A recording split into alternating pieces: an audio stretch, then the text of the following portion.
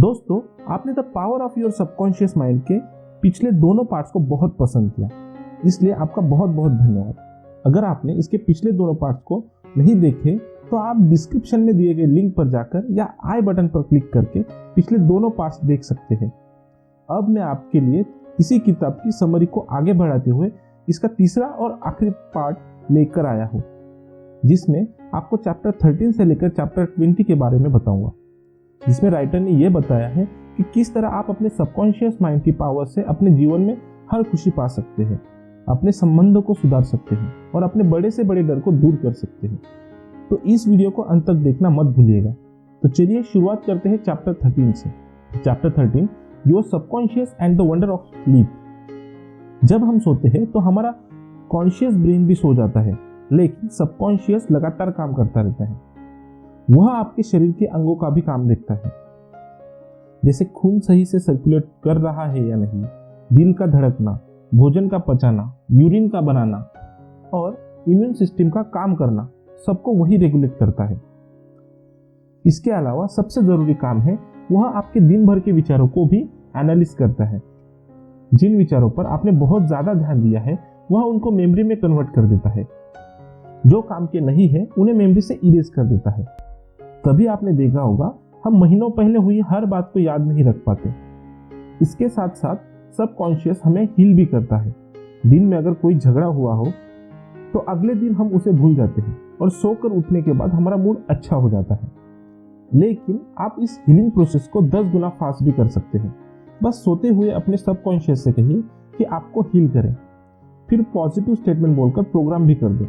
कुछ स्टेटमेंट हो सकते हैं जैसे कि मैं सबको माफ कर रहा हूँ, अब मैं खुश हूँ, मेरा सबकॉन्शियस अपनी पावर से मुझे खुश और स्वस्थ कर देगा। इसके बाद सो जाए। इससे आप हर दिन खुश होकर उठेंगे और दीर्घायु बनेंगे। Chapter 14, your subconscious mind and material problem. दोस्तों, आप अपने सबकॉन्शियस ब्रेन की हेल्प से अपनी मैरिड लाइफ को भी खुशनुमा रख सकते हैं। इसके लिए बस ये विजुअलाइज करें, आंखें बंद करके देखें कि आप अपने पार्टनर के साथ किसी बीच पर घूम रहे हैं।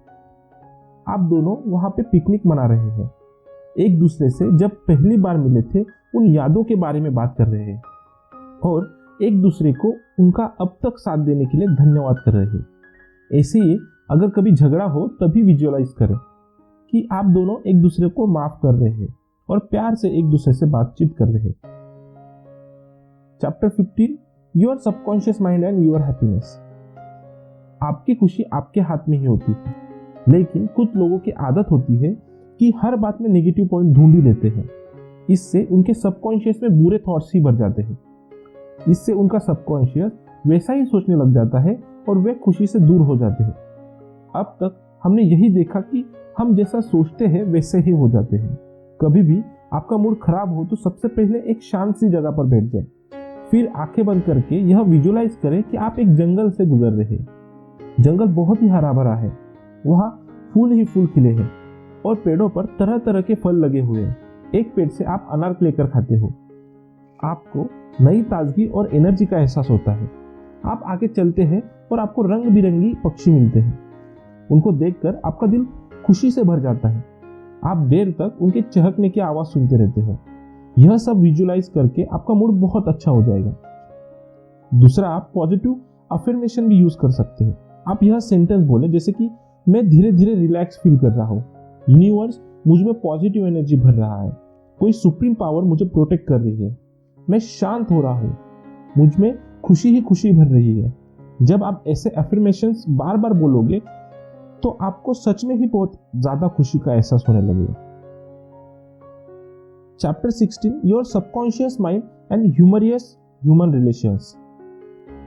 अगर आप शाय हैं और दूसरों से दोस्ती नहीं कर पाते तो इस विजुअलाइजेशन टेक्निक का उपयोग करें। खुद को दूसरे आदमी के साथ बैठा देखें, उससे हाथ मिलाएं, स्माइल के साथ बात करें, उसका दुख दर्द सुने और सहानुभूति दें। दूसरे आदमी को अपने साथ पॉजिटिव बातें करते हुए देखें। इससे आप बहुत आसानी से किसी से भी बात कर पाएंगे। Chapter 17, how to use your subconscious mind for forgiveness.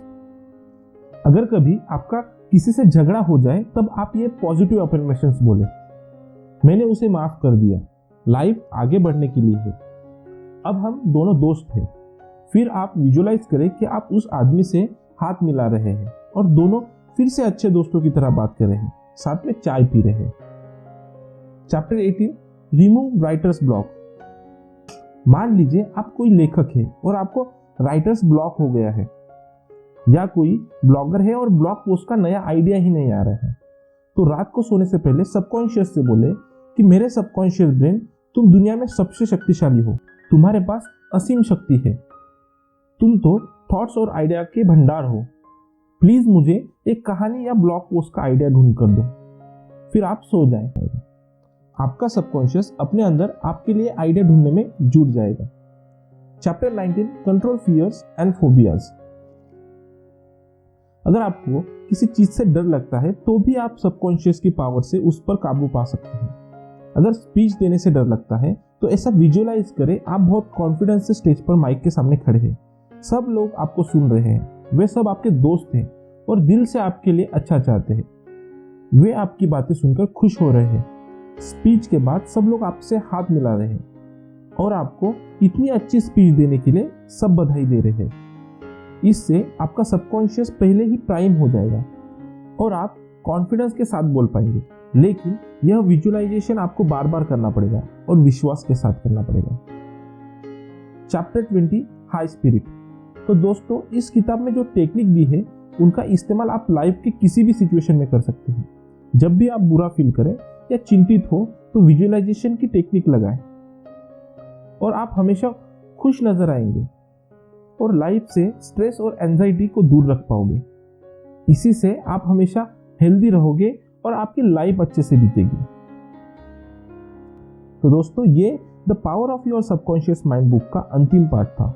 आप सभी ने इस किताब के पिछले 2 पार्ट को बहुत पसंद किया, इसके लिए आपका बहुत बहुत धन्यवाद। इस वीडियो को लाइक और शेयर करें। ऐसे और इंटरेस्टिंग बुक समरीज और नॉलेज से भरी वीडियो देखने के लिए हमारे चैनल ग्रो बडी मोटिवेशन को सब्सक्राइब करें। आगे भी इसी तरह हमारे साथ जुड़े रहिए।